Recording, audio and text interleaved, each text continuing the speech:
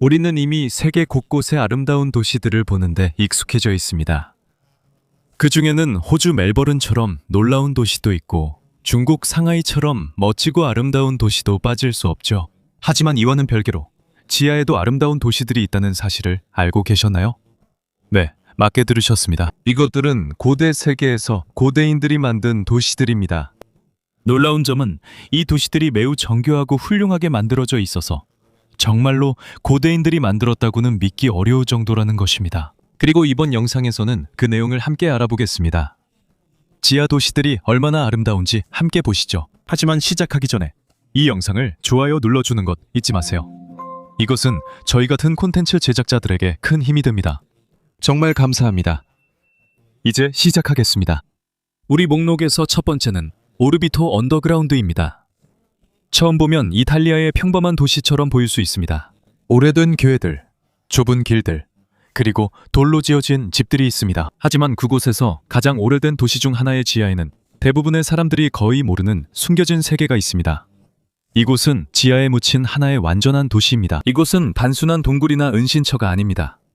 이곳은 2000년이 넘는 세월 동안 사람들이 만들고 사용해온 아주 광대한 지하 네트워크입니다. 다른 고대 문명들이 도시를 위로 확장할 때 이탈리아 오르비토의 사람들은 정반대의 선택을 했습니다. 그들은 산의 암석을 아래로 파내어 그것을 집, 저장고, 공장, 통로, 그리고 때로는 전쟁 시 생명줄로 사용했습니다.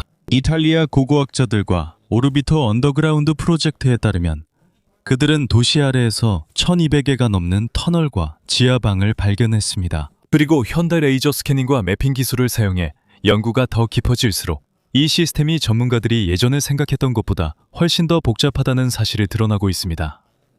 그런데 왜일까요? 이것이 가능했던 이유는 바로 그 지역의 독특한 종류의 암석 때문입니다. 오르비에토는 화산재와 고대 화산 폭발에서 나온 잔해로 형성된 일종의 암석인 화산 은회암 위에 세워져 있습니다. 중부 이탈리아의 지질학 연구에 따르면 이 암석은 파낼 때는 비교적 부드럽지만 공기에 노출되면 단단해집니다.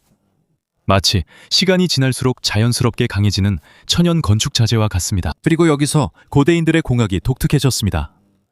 도시 위의 공간이 점점 좁아지자 그들은 곧바로 다른 곳으로 옮기지 않았습니다. 대신 그들은 지하를 자신들의 전체 공동체의 확장 공간으로 사용했습니다.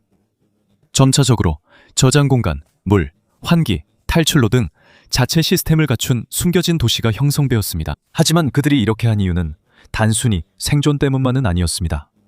사실 지하 도시는 그들의 경제에도 큰 역할을 했습니다. 오르비에토에서 그 당시 가장 중요한 산업 중 하나는 올리브유 생산이었습니다.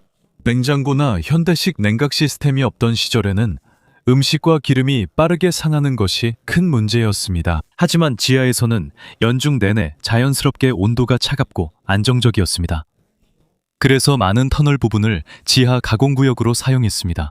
거대한 석재 분쇄기와 암석에 직접 새겨넣은 침전조도 발견되었습니다. 역사학자들에 따르면 주변이 아직 차가울 때 올리브 분쇄기를 돌리기 위해 동물들도 지하로 내려보냈다고 합니다. 그 결과 올리브 오일이 더 오래 보존되고 생산 효율도 높아졌습니다. 그뿐만 아니라 비둘기를 기르기 위한 특별한 방도 있었습니다. 처음 보면 좀 이상해 보일 수 있지만 예전에는 이것이 매우 중요했습니다. 산 위에 있는 농경지는 제한적이었기 때문에 넓은 공간이 필요하지 않은 대체 식량원이 필요했습니다. 그래서 그들은 벽에 수백 개의 작은 구멍이 있는 지하 비둘기방을 만들었습니다. 이곳에서 새들이 알을 낳고 살았습니다. 외벽 쪽으로도 작은 출입구가 있어서 비둘기들이 자유롭게 드나들 수 있었고 포식자로부터도 보호받을 수 있었습니다. 간단히 말해서 그들만의 지하 식량 시스템이 있었던 셈입니다. 하지만 이 지하 도시가 발전할 수 있었던 가장 중요한 이유 중 하나는 바로 물이었습니다. 로마인들이 오기 훨씬 전부터 이 지역에는 최초로 정착한 고대 문명인 에트루리아인들이 이미 잘 알려져 있었습니다.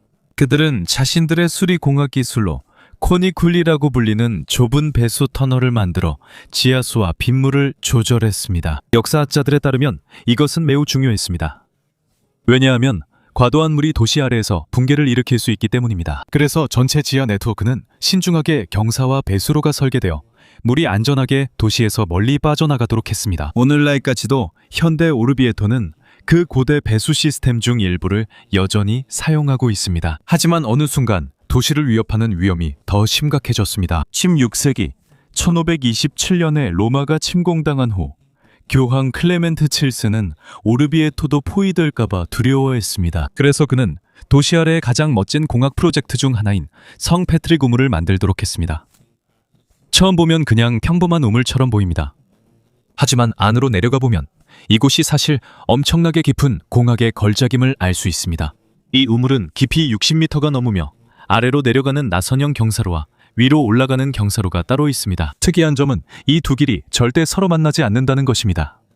이는 물을 길러오는 동물과 사람들이 끊임없이 이동할 수 있도록 설계된 것이죠. 하나는 내려가고 하나는 올라가는 길입니다.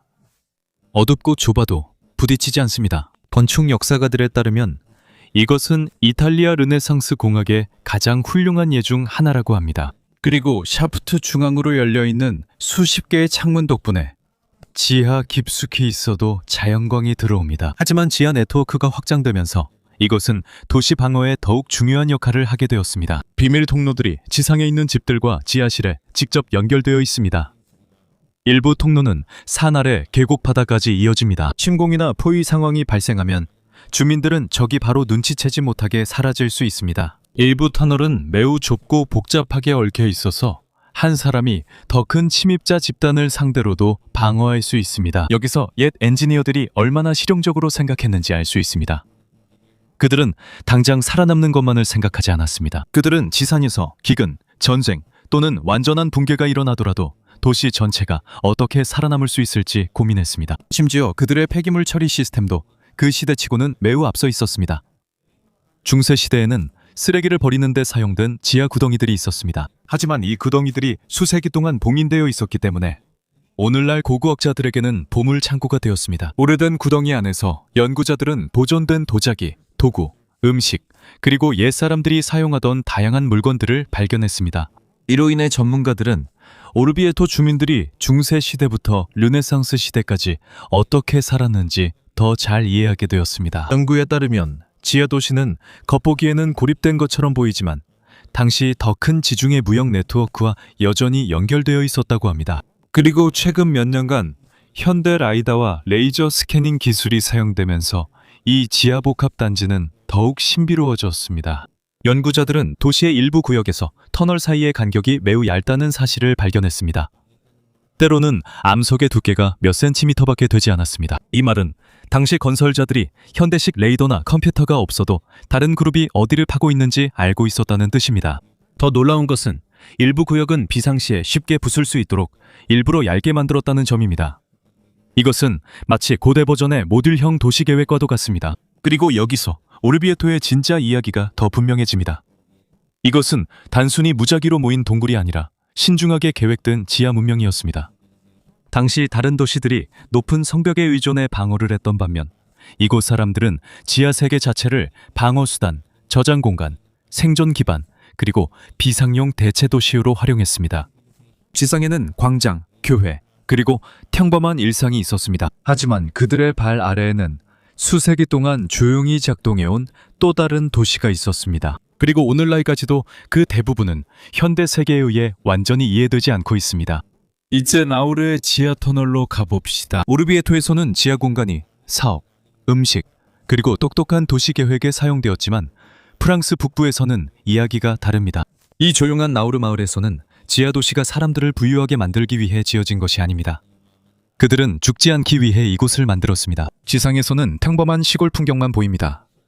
집들, 농지, 나무들, 그리고 평화로운 도로가 있습니다. 하지만 그 아래에는 마치 마을 전체를 비상용으로 옮겨놓은 듯한 숨겨진 세계가 있습니다. 시테 수트레인드 나우르 공식 사이트에 따르면 이 지하 도시는 28개의 회랑과 거의 300개의 방에 달한다고 합니다. 이 사진에서는 수천 명의 사람들이 침략하는 군대로부터 숨을 수 있다고 말하고 있습니다. 여기서 놀라운 점은 이것이 왕이나 황제가 만든 것이 아니라는 점입니다. 이것은 평범한 사람들, 농부들, 가족들, 그리고 지상에서 반복되는 전쟁에 지친 사람들이 만든 것입니다. 중세 시대부터 17세기까지 피카르디 지역은 자주 분쟁의 통로가 되었습니다. 군인들, 약탈자들, 그리고 침략군들이 마을을 지나가곤 했습니다. 그들이 도착하면 집이 불타거나 음식이 빼앗기거나 온 가족이 위험에 처할 수 있었습니다. 그래서 나우루의 사람들은 대단한 계획을 세웠습니다. 지상에서 위험해지면 마을 전체가 지하로 사라집니다. 가족을 위한 방이 있고 가축을 위한 공간이 있으며 음식을 저장하는 곳도 있습니다. 기도를 위한 예배당도 있습니다. 사람들이 모여서 지상으로 돌아가도 안전한지 기다릴 수 있는 공동 공간도 있습니다. 이곳은 단순히 하룻밤만 숨는 은신처가 아닙니다. 이곳은 더 오랜 시간 동안 생존할 수 있도록 설계된 지하 대피소입니다. 이 지역의 암석이 석회암과 백악이라서 더 단단한 암석에 비해 파기가 쉽습니다. 하지만 위험도 있습니다. 잘못 파내면 천장이 무너질 수 있습니다. 그래서 내부를 보면 많은 부분이 둥근 천장으로 되어 있습니다. 이것은 단순한 디자인이 아닙니다. 지상흙의 압력을 분산해 무게가 고르게 분포되어 방이 더 안전해집니다. 겉보기엔 단순하지만 논리가 깊고 단순히 땅만 판 것은 아닌 듯합니다. 그들은 바위의 특성을 연구했습니다. 그리고 이곳에 많은 사람들이 숨어 있을 수 있기 때문에 공기도 필요했습니다. 모든 것을 닫아둘 수는 없습니다. 산소가 부족해질 수 있기 때문입니다. 특히 안에 불이나 음식, 동물이 있다면 더 그렇죠. 그래서 그들은 환기구를 만들었습니다. 공기가 들어오고 연기가 나갈 수 있도록 지상과 연결된 구멍들입니다. 하지만 이 구멍들이 눈에 띄지 않아야 했습니다. 저기 땅에서 연기가 나오는 것을 보면 사람들이 어디에 숨어 있는지 알 수 있기 때문입니다.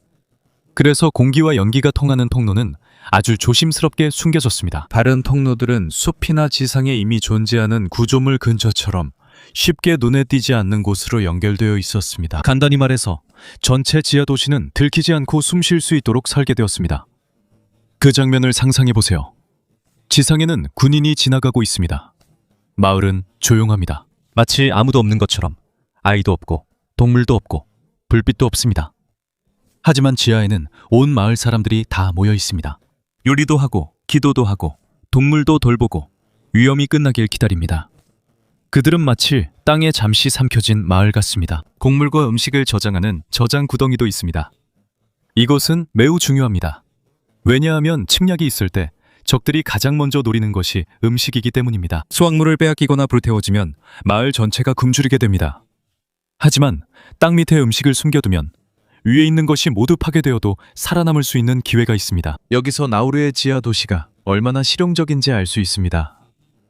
이것은 판타지가 아니라 생존 시스템입니다.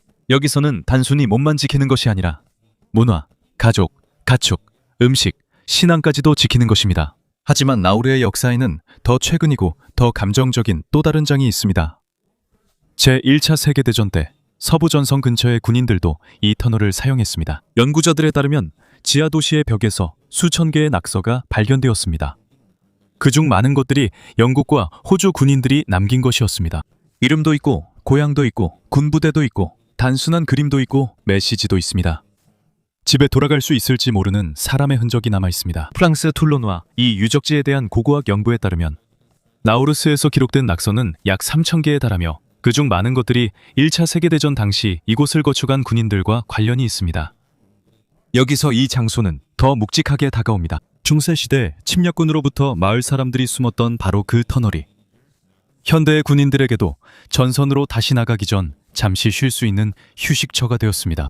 서로 다른 시대, 서로 다른 전쟁이지만 두려움은 같습니다. 지상 세계가 위험해질 때 안전한 곳을 찾으려는 마음이죠. 몇몇 연구자들은 그래피티에 적힌 이름 중 일부를 찾아내어 그 이름들이 실제 군인들과 그 가족들의 기록과 연결된다는 사실을 밝혀냈습니다. 갑자기 돌에 새겨진 글자들은 단순한 표시가 아니라 목소리가 됩니다. 전쟁의 무게를 짊어진 채 지하를 지나간 평범한 사람들의 마지막 흔적입니다. 아마 그것이 네오루스가 특별한 이유일 것입니다. 이곳은 궁전처럼 화려하지 않습니다. 반짝이지도 않습니다. 기념비도 없습니다. 금이나 대리석, 거대한 조각상도 없습니다. 하지만 이곳에는 장식보다 더 강한 무언가가 있습니다. 그리고 이것이야말로 진정한 생존 전략입니다. 우리는 때때로 가장 똑똑한 도시는 가장 높은 탑을 가진 곳이 아니라 위험이 지나갈 때까지 마을 전체를 지하에 숨길 수 있는 곳임을 알 수 있습니다. 이제 베링크유와 카파도키아 네트워크에 대해 이야기해 봅시다. 터키 중부의 건조한 평야 한가운데 평범한 집 하나가 현대 역사에서 가장 중요한 고고학적 발견 중 하나의 시작점이 되었습니다. 1963년 터키 역사 기록과 카파도키아 지역에 대한 연구에 따르면 한 남자가 자신의 지하실을 리모델링하던 중 벽에서 뭔가 이상한 점을 발견했다고 합니다. 그가 벽을 허물자 뒤에는 저장 공간이 아니라 통로가 있었습니다. 그리고 그 통로는 오랫동안 역사에서 사라졌던 아주 넓은 지하 도시와 연결되어 있었습니다. 이곳이 바로 데링크유입니다. 세계에서 발견된 가장 깊고 가장 큰 지하 도시 중 하나죠. 처음 보면 그 규모를 믿기 어렵습니다. 이 도시는 지하 약 85m까지 내려가며 여러 개의 서로 연결된 층들로 이루어져 있습니다. 터키 문화부와 유네스코의 카파도키아 관련 문서에 따르면 수천 명의 사람들이 이곳에서 음식, 물, 가축과 함께 오랜 시간 머물 수 있었다고 합니다. 그리고 여기서부터는 더욱 놀라워집니다. 단순한 은신처가 아니라 지상 세계가 없어도 작동하는 완전한 도시이기 때문입니다. 이것이 가능했던 이유는 자연이 다시 한번 화산암을 제공했기 때문입니다. 카파도키아 지역은 화산 음유암으로 가득 차 있는데 이 암석은 파낼 때는 부드럽지만 마르고 공기에 노출되면 단단해집니다. 수세기 동안 다양한 문명들이 지하를 점차 확장해 나갔습니다. 가장 초기의 발굴은 프리기아인 시대에 시작되었다고 보는 견해도 있습니다. 다른 연구에 따르면 비전틴 시대, 특히 아랍 비잔틴 분쟁 시기에 큰 확장이 이루어졌다고 합니다. 즉, 한 문명이 아니라 여러 세대 다양한 사람들이 이 프로젝트를 이어받아 완성했다는 뜻입니다. 각 시대마다 새로운 것이 추가되고 새로운 터널, 새로운 방, 새로운 방어 시설이 생겼습니다. 그리고 도시 깊숙이 들어갈수록 더 많은 것들이 있습니다. 이곳이 잠깐 숨어 지내기 위해 만든 곳이 아님을 알 수 있습니다. 상층에는 가축 공간도 있습니다. 조각된 우리, 먹이통, 그리고 동물을 위한 공간이 있습니다. 그들의 구조는 실용적입니다. 동물들이 입구 근처에 있으면 냄새와 움직임을 더 쉽게 통제할 수 있습니다. 그 외에도 동물들의 체온이 위층을 따뜻하게 하는 데에도 도움이 됩니다. 간단하게 말해서 그들은 자연적인 열을 생존의 이점으로 활용합니다. 더 깊은 도시의 아래쪽으로 내려가면 그곳에서 일상생활의 중심을 볼 수 있습니다. 공동 주방이 있고 와인 생산 구역이 있으며 오일 프레스와 곡물과 음식을 저장하는 저장실도 있습니다. 고고학자들에 따르면 데링쿠유의 목적은 단순히 생존하는 것이 아니라 지상에 혼란이 있어도 정상적인 생활을 유지하는 것이 분명합니다. 지하에 있어도 식사, 일, 공부, 신앙생활이 계속되었습니다. 비잔틴 시대에 사용된 큰 종교 공간도 발견되었습니다. 이곳의 설계는 지상에 있는 교회와 비슷하지만 바위에 직접 새겨졌습니다.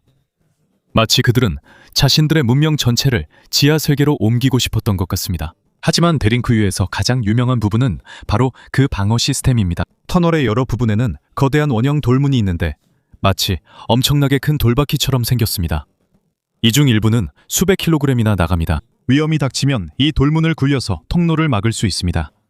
그리고 더 놀라운 점은 이 문은 오직 안쪽에서만 열 수 있다는 것입니다. 저기 터널 안으로 들어온다 해도 그들은 여전히 좁은 복도, 막다른 길, 그리고 연이어 나타나는 거대한 돌문에 맞서야 합니다.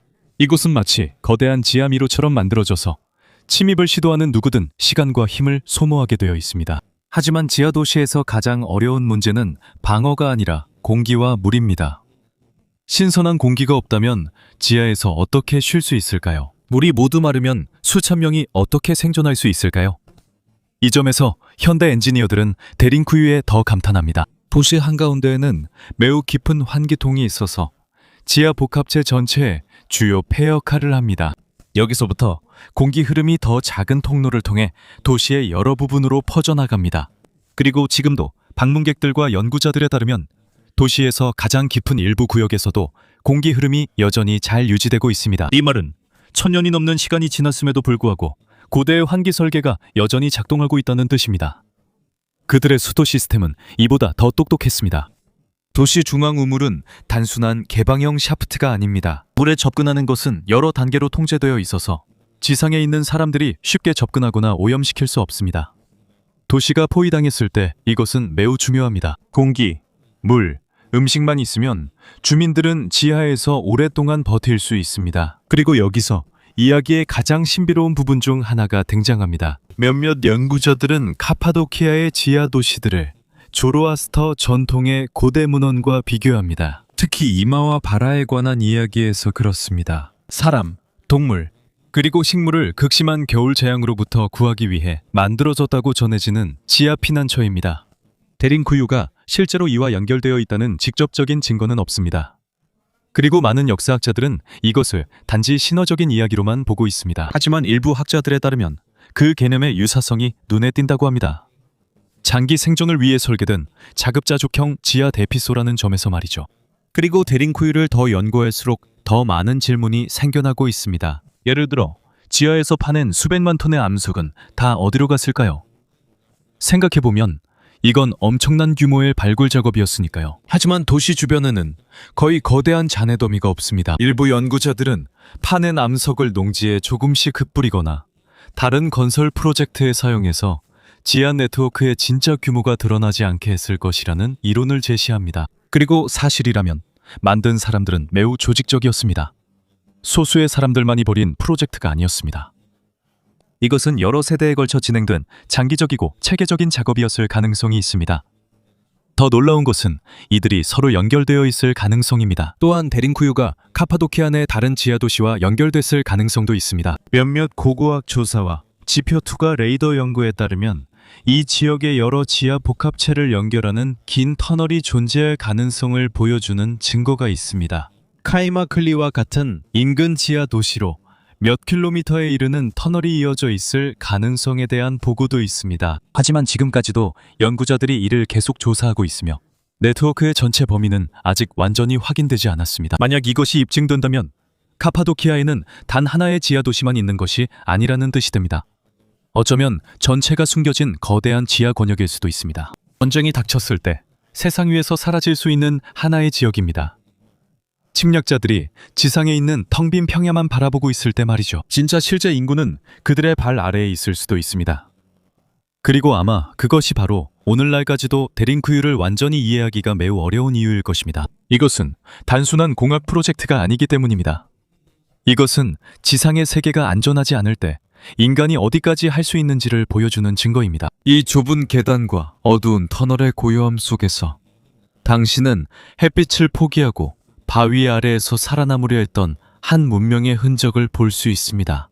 이제 우리는 지파키라 소금 대성당으로 가보겠습니다. 터키의 지하 도시는 숨기고 생존하기 위해 만들어졌다면 콜롬비아의 산악지대에서는 전혀 다른 모습을 볼 수 있습니다. 여기서는 단순한 도시가 지하에 파여진 것이 아니라 소금산 내부에 문자 그대로 새겨진 거대한 성당이 만들어졌습니다. 지하 200m가 넘는 깊이 보고타 근처의 시파키라 마을에는 세계에서 가장 독특한 종교 건축물 중 하나인 시파키라 소금 성당이 있습니다. 그리고 더 놀라운 것은 이 성당이 일반적인 시멘트나 블록으로 지어진 것이 아니라 산 자체가 성당으로 만들어졌다는 점입니다. 처음 안으로 들어가면 바로 광산 안에 있다는 생각이 들지 않습니다.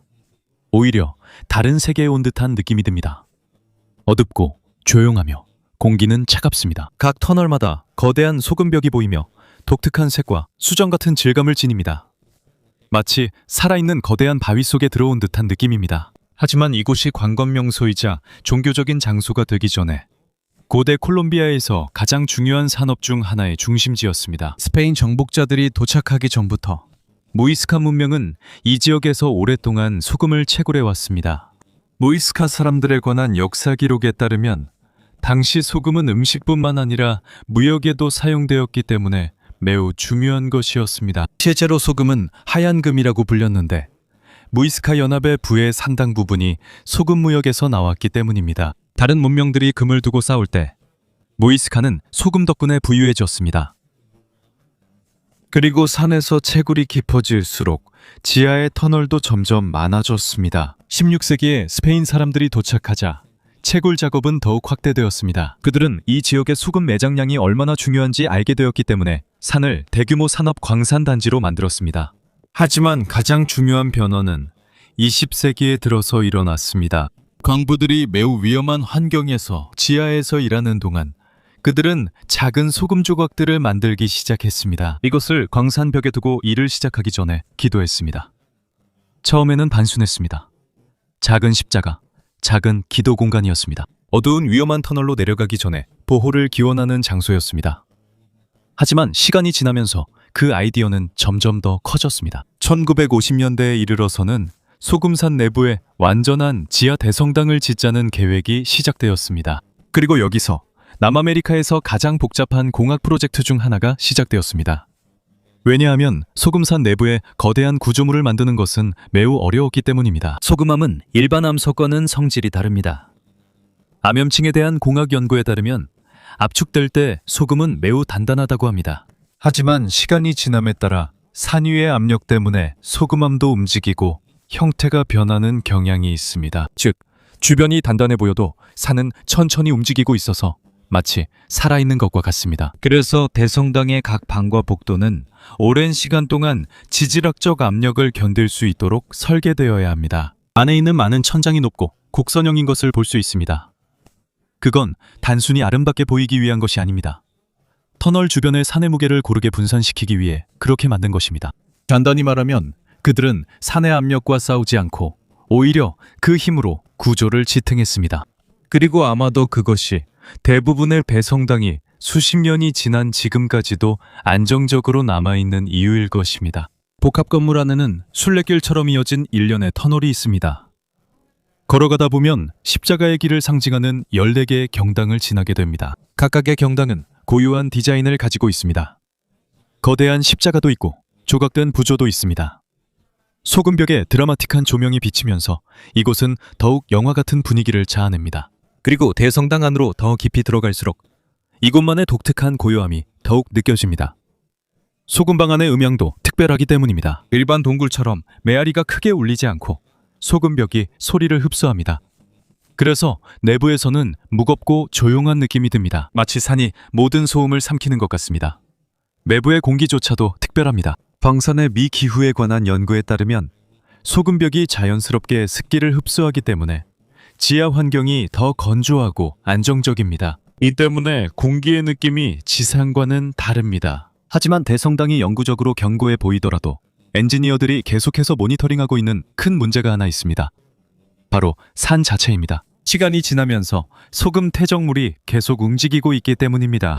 압력이 광산 내부의 파낸 공간을 서서히 눌러오고 있습니다. 다시 말해, 산이 인간이 파낸 공간을 서서히 되찾으려고 하고 있는 것입니다. 그래서 엔지니어들이 정기적으로 대성당의 구조 상태를 점검해서 방들과 터널이 여전히 안전한지 확인합니다. 그리고 여기서 지파키라가 더욱 특별해집니다.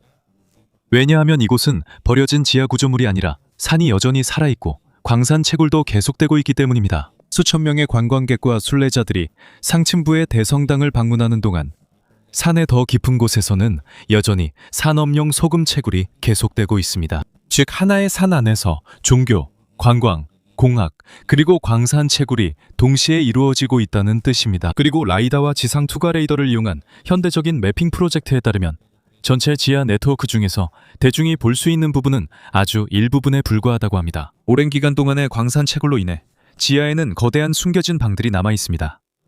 이 중 일부는 너무 커서 현대식 건물 전체가 들어갈 수 있을 정도라고 합니다. 연구자들은 또한 현대 폭약이 등장하기 전 무이스카 문명이 힘들게 파낸 더 오래된 터널들도 발견했습니다.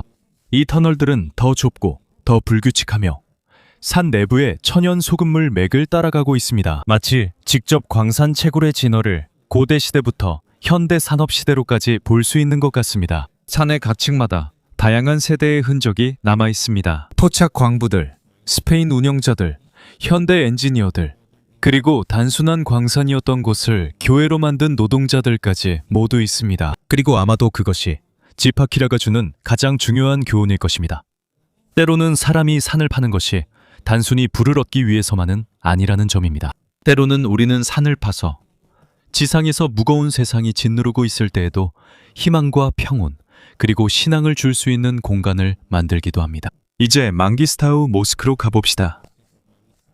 카자흐스탄 서쪽에는 마치 다른 행성처럼 보이는 지역이 있습니다. 높은 나무도 없고 화려한 도시도 없으며 오직 새하얀 절벽과 메마른 평야, 끝없이 펼쳐진 광활한 사막만이 있습니다.